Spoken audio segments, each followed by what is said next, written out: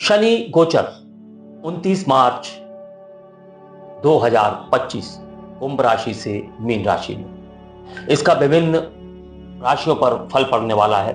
वह किस प्रकार का फल होगा, इसे हम हमारे इन वीडियोस में समझेंगे। आज के वीडियो में हम मकर राशि की चर्चा कर रहे हैं। शुभं कुरुत्वं कल्याणं आरोग्यं धन संपदा। नमस्कार दोस्तों, एस्ट्रोलॉजिकल मिरेकल के आज के इस वीडियो में मैं राजेश कुमार पुरी, आपका ज्योतिष मित्र, आप सभी का हार्दिक अभिनंदन करता हूं। शनि, जैसे ही शनि का नाम आता है लोगों में चिंता फैल जाती है। यदि किसी को बता दिया जाए कि आपकी शनि की ढैया चल रही है, शनि की 7.5 प्रारंभ हो चुकी है या शनि की महादशा चल रही है, तो लोग चिंतित हो जाते हैं।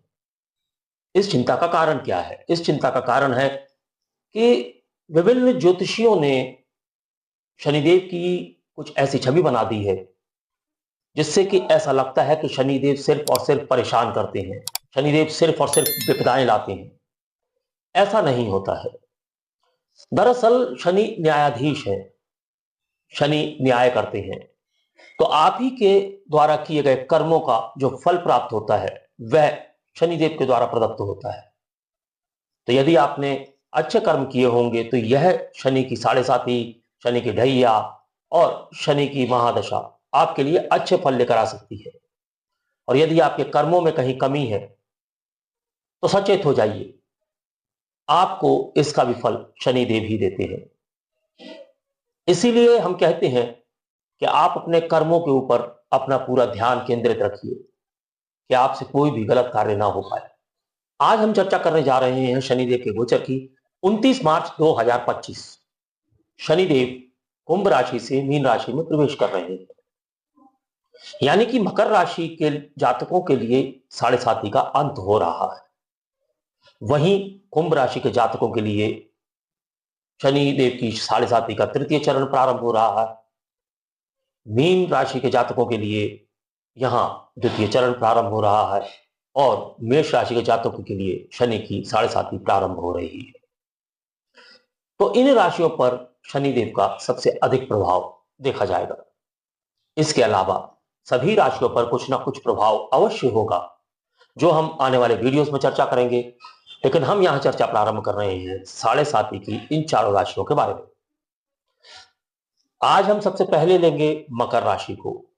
मकर राशि शनिदेव की स्वयं की राशि है और शनिदेव जो कुंभ से मीन राशि में प्रवेश कर रहे हैं, तो मकर राशि वालों की 7.5 समाप्त हो रही है। देखना यह है कि यह जो 7.5 समाप्त हो रही है, तो क्या इसके बाद मकर राशि वाले जो जातक हैं उनके जीवन में अच्छा होगा, बहुत अच्छा होगा, या सामान्य तौर पर उनकी जिंदगी में अभी भी समस्याएं बाकी रहेंगी। यहां पर इस बात को भी देखना आवश्यक होगा, यदि आपकी महादशा में शनि कहीं भी परिलक्षित हो रहे हैं तो उन्हीं दिनों में उसी समय के अंतर्गत शनि के प्रभावों को अधिक समझा जाए।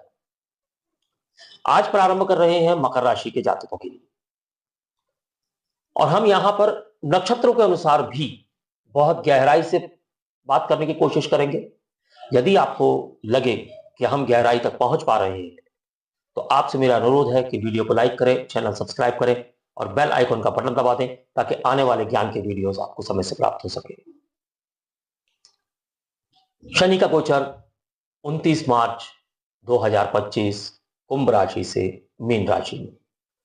यह गोचर मकर राशि वालों के लिए तृतीय भाव में हो रहा है, यानी कि अब मकर राशि वाले शनि की 7.5 से बाहर आ चुके हैं। लेकिन हम तृतीय भाव से छोटे भाई बहनों की बात करते हैं, साहस की बात करते हैं, संवाद की बात करते हैं, आत्मविश्वास की बात करते हैं, और यह स्थान शनिदेव के लिए एक सकारात्मक स्थान होता है। शनिदेव यहां पर अच्छे फल प्रदान करते हैं, यहां पर परिश्रम, अनुशासन और पराक्रम को बढ़ावा देते हैं। मकर राशि में जो नक्षत्र आते हैं वह हैं उत्तराषाढ़ा, श्रवण और धनिष्ठा। तो चूंकि शनि की 7.5 समाप्त हो रही है, तनाव से मुक्ति मिलेगी, लंबे समय से चल रही मानसिक तनाव और परेशानियों से मुक्ति मिलेगी, आर्थिक स्थिरता बढ़ने की योग बनती है, क्योंकि अभी तक चूंकि वह द्वितीय भाव में था तो आर्थिक अस्थिरता बनी हुई थी, तो आर्थिक स्थिरता आ सकती है। कर्ज से मुक्ति के भी संकेत प्राप्त होते हैं। स्वास्थ्य में सुधार होगा, पुरानी बीमारियों से राहत मिलेगी, विशेषकर घुटनों, हड्डियों और पैरों की जो समस्याएं हैं उनसे राहत मिलने के यहाँ पर अच्छे योग बन रहे हैं। व्यवसायिक क्षेत्र की बात करेंगे तो कार्य क्षेत्र में स्थायित्व आएगा और पदोन्नति के योग भी बन सकते हैं। रिश्तों में सुधार होगा, पारिवारिक और जीवन साथी के साथ संबंधों में भी सुधार होगा। तो सबसे पहले हम बात करेंगे उत्तराषाढ़ा नक्षत्र के द्वितीय, तृतीय और चतुर्थ चरण की, जो कि मकर राशि के अंतर्गत आते हैं। तो इस नक्षत्र के जातकों को कार्य क्षेत्र में महत्वपूर्ण फल मिलेगा, उच्चाधिकारियों को सहयोग भी प्राप्त होगा, मानसिक शांति बढ़ेगी। स्वास्थ्य में यदि त्वचा और हड्डियों की बात की जाए तो उसमें थोड़ी बहुत समस्याएं अभी भी दिखाई दे सकती है। परिवार में खुशहाली रहेगी, छोटे भाई बहनों से सहयोग प्राप्त होगा। इस समयावधि में छोटी छोटी यात्राएं होंगी और नए संपर्कों से लाभ भी प्राप्त होगा। उत्तराषाढ़ा नक्षत्र के जातकों को शनिवार को काले तिल और काले उड़द का दान करना चाहिए और हनुमान चालीसा का पाठ भी अवश्य करना चाहिए। फिर बात आती है श्रवण नक्षत्र की। श्रवण नक्षत्र के जातकों को आर्थिक मामलों में थोड़ी सतर्कता बरतनी होगी। नौकरी बदलने के विचार बन सकते हैं। कमर और पैरों में दर्द रह सकता है। योग और व्यायाम पर ध्यान देना चाहिए। परिवार में किसी बुजुर्ग के स्वास्थ्य को लेकर चिंताएं उत्पन्न हो सकती है। आत्मविश्वास में वृद्धि होगी, लेकिन कभी कभी नकारात्मक विचार आ सकते हैं। श्रवण नक्षत्र के जातकों को हर सोमवार को भगवान शिव की पूजा करनी चाहिए, भगवान शिव की उपासना करनी चाहिए और महामृत्युंजय मंत्र का जप करना चाहिए। फिर हम बात करेंगे धनिष्ठा नक्षत्र के जातकों के लिए। तो धनिष्ठा नक्षत्र के जातकों के लिए यह गोचर जो है वह बहुत ही अच्छा होने वाला है। करियर और व्यवसाय में सुधार होगा, बिजनेस में विस्तार के योग बनेंगे। अगर साझेदारी का कोई व्यापार करते हैं तो वहां लाभ होने के अच्छे योग बनेंगे। कहीं भी कोई भी निवेश करेंगे, थोड़ा सोच समझ कर निवेश करना होता है, लेकिन अगर निवेश करेंगे तो वहां पर ही लाभ प्राप्त होगा। लेकिन जुए और सट्टे से बचना होगा, क्योंकि जुआ और सट्टा शेयर बाजार का जो त्वरित कार्य होता है, इंट्राडे वगैरह खेलना, उस प्रकार की चीजों में नुकसान होने के भी योग बन सकते हैं। नसों में और पैरों में समस्याएं हो सकती हैं। खान पान पर विशेष ध्यान देना चाहिए। मित्रों से सहयोग प्राप्त होगा, लेकिन किसी से मनमुटाव भी हो सकता है। शनिवार को पीपल के वृक्ष पर सरसों के तेल का दीपक जलाएं और काले कुत्ते को रोटी अवश्य खिलाएं। कुल मिलाकर यदि देखा जाए तो मकर राशि के जातकों के लिए आर्थिक स्थिति में सुधार होगा, बचत में वृद्धि होगी, करियर में स्थिरता आएगी, प्रमोशन या नई नौकरी के योग बन सकते हैं। पुरानी बीमारियों से राहत मिलेगी, लेकिन पैरों और घुटनों का ध्यान रखें। पारिवारिक रिश्तों में सुधार आएगा, जीवन साथी का सहयोग भी प्राप्त होगा और जो छोटी छोटी यात्राएं आपकी होने वाली हैं वह आपके लिए लाभकारी सिद्ध होंगी। विदेश यात्रा के योग भी इस गोचर के दौरान बन सकते हैं। आत्मविश्वास बढ़ेगा, साहसिक निर्णय लेने की क्षमता भी बढ़ेगी। यानी कि यह गोचर मकर राशि के जातकों के लिए अत्यधिक लाभकारी साबित होने वाला है। साढ़े साथी की समाप्ति से मानसिक तनाव से मुक्ति मिलेगी और जीवन में स्थिरता आएगी। यह समय आत्मविश्लेषण, धैर्य और परिश्रम का है। आप अपनी मेहनत से हर क्षेत्र में सफलता प्राप्त कर सकते हैं।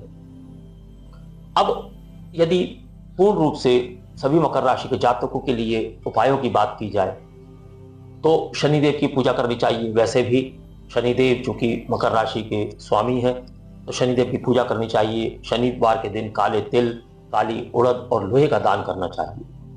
हनुमान जी की आराधना करनी चाहिए। हनुमान चालीसा का नियमित पाठ करना चाहिए। ओम शम शनिश्चराय नमः या ओम प्राम प्रीम प्रौम सह शनिश्चराय नमः का जाप करना चाहिए।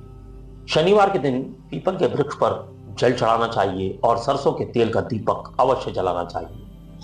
और अपने लग्न के अनुसार आपको रत्न भी धारण करना चाहिए।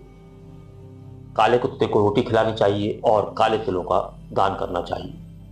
तो यह था मकर राशि के जातकों के लिए शनिदेव के गोचर का प्रभाव। यानी कि जो शनिदेव मकर राशि के जातकों को 7.5 से मुक्त करके अगली राशि में प्रवेश कर रहे हैं, तो मकर राशि के जातकों के लिए यह समय एक अच्छा सकारात्मक समय बनने वाला है। यदि आपको वीडियो पसंद आया हो और आपको लगा हो कि हमने संक्षेप में ही बहुत कुछ कहने की कोशिश की है, तो आपसे मेरा अनुरोध है कि वीडियो को लाइक करें, चैनल सब्सक्राइब करें और बेल आइकॉन का बटन दबा दें, ताकि आने वाले सभी ज्ञान के वीडियोस आपको समय से प्राप्त हो सके। अगले वीडियो में हम कुंभ राशि के बारे में चर्चा करेंगे, जिसके लिए शनि की 7.5 का तृतीय चरण प्रारंभ हो रहा है। तो अगले वीडियो तक के लिए मैं अपनी वाणी को विराम देने की आज्ञा चाहूंगा। नमस्कार, धन्यवाद।